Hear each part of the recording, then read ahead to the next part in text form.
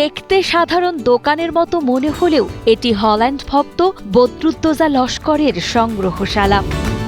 সবাই আর্জেন্টিনা বা ব্রাজিল করলেও তিনি নেদারল্যান্ডস বা হল্যান্ডের অন্ধভক্ত।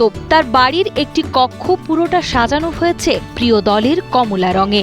সেখানে থরে থরে সাজানো আছে প্রিয় দলের জার্সি, পতাকা ও নানা স্মারক। ঘরটি দেখলে মনে হবে এটি যেন এক টুকরো হল্যান্ড। আমি নেদারল্যান্ডস টিমের অন্ধভক্ত বলতে পারেন। কারণ হলো কি, আপনি আমার রুম দেখছেন, আমি কি পরিমাণ ভাবে সাজাইছি। আমার এই জায়গায় 1974 সাল থেকে শুরু করে আজও পর্যন্ত জার্সি আছে। আমার হাতের ব্রেসলেট বলতে পারেন, আমার ট্রাক স্যুট বলতে পারেন, আমার স্যান্ডেল বলতে পারেন। আমি আসলে নেদারল্যান্ডসের একটা অন্ধভক্ত। এই ব্যতিক্রমী ভক্তের বাড়ি নারায়ণগঞ্জ জেলার সিদ্ধিরগঞ্জের লাকিবাজার এলাকায়। পেশায় তিনি একজন সরকারি কর্মকর্তা। তার ঘরের মেঝেতেই তৈরি করা হয়েছে 8x12 ফুটের একটি স্টেডিয়ামের মডেল। ঘরে 1974 সাল থেকে এখন পর্যন্ত হল্যান্ডের 90টি জার্সি সংরক্ষিত আছে।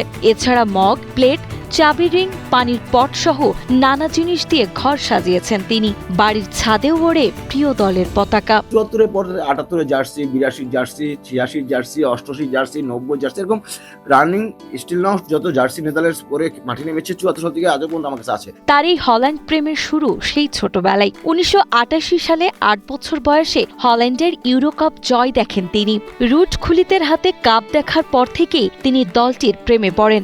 বদরুদ্দোজা জানান, বর্তমান হল্যান্ড দলের ডিফেন্স ও মাঝমাঠ খুবই শক্তিশালী। ভ্যান ডাইক, ডি ইয়ং বা মেমফিস ডিপাইদের মতো তারকারা তাকে মুগ্ধ করে। তবে 2010 সালের ফাইনালে হারার কষ্ট আজও তিনি ভুলতে পারেননি। তো আমার বয়স যখন মাত্র 8 বছর বয়সে কিন্তু মানুষ সাধারণত অল্প খেলা বুঝে। ইউরো 1988 সালের খেলাটা দেখছিলাম। সেখানে নেদারল্যান্ডস সোভিয়েত ইউনিয়নকে 2-0 গোলে হারিয়ে ইউরো চ্যাম্পিয়ন হয়েছিল। রোডগুলি যখন কাপ পচিয়ে ধরছিল, সেই দৃশ্যটা আমাকে এত বেশি আলোড়িত করেছিল, যার ফলে আমি নেদারল্যান্ডসের প্রেমে পড়ি, নেদারল্যান্ডস ফুটবলের প্রেমে পড়ি। 2010 ওয়ার্ল্ড কাপে স্পেনের সাথে আমরা অতিরিক্ত সময়ের 117 মিনিটে গিয়ে গোলটা যখন কনসিভ করি, তারপর আমরা ম্যাচটা হারি।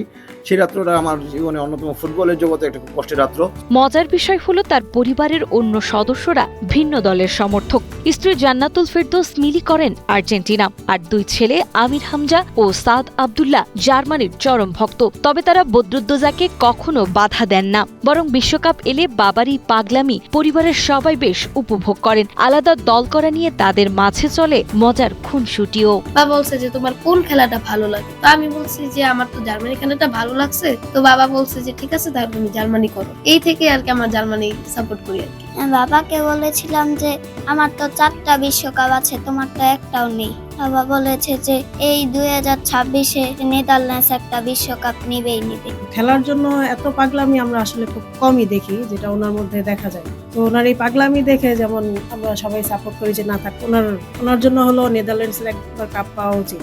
ছেলেরা যেমন জার্মানি, আমি আর্জেন্টিনা, এক একজন এক একটা করি, কিন্তু ওনার পাগলামিটা একটু বেশি আর কি দলের জন্য। আপনি তো আলাদা রুমে দেখে, মানে আমাদেরকে করে না, রুমে অ্যালাউ করে না। তো আমরা আবার অন্য পাশে আমরা ওটা আবার এনজয় করি। অন্য দল যখন গোলটা দেয় তখন আমরা ওই পাশে এনজয় করি।